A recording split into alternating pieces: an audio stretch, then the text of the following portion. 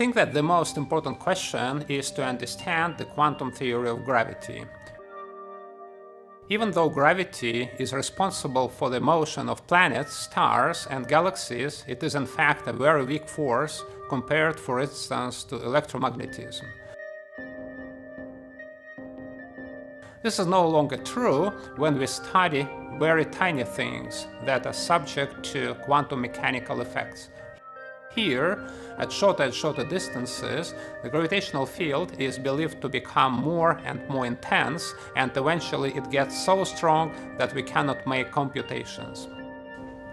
Finding a theory where calculations involving gravity at short distances can be performed will teach us a lot about the laws of nature. This might represent the ultimate theory of everything from which all known phenomena eventually follow. Gravity has been around for more than 100 years. Why is it so interesting now? I think that it became much more interesting because of the discovery at CERN of the Higgs boson with a particular mass.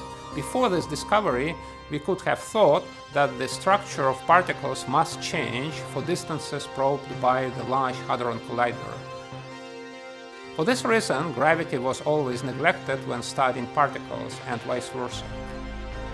With this discovery, we now have a theory that can in principle describe the interactions of particles to very short distances, all the way down to where gravity becomes important. This is an indication that the physics of particles and the rules of gravity should have a common microscopic origin. The problem we face is conceptual.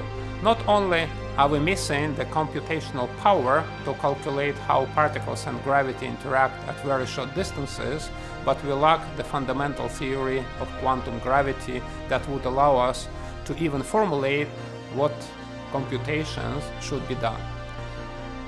At the moment, we don't have any solution to the problem but a number of attempts. We don't know whether any of these ideas might bring us to success, and we don't know if success will arrive in 20 or 100 years. In fact, probing experimentally the physics at small distances becomes harder and harder.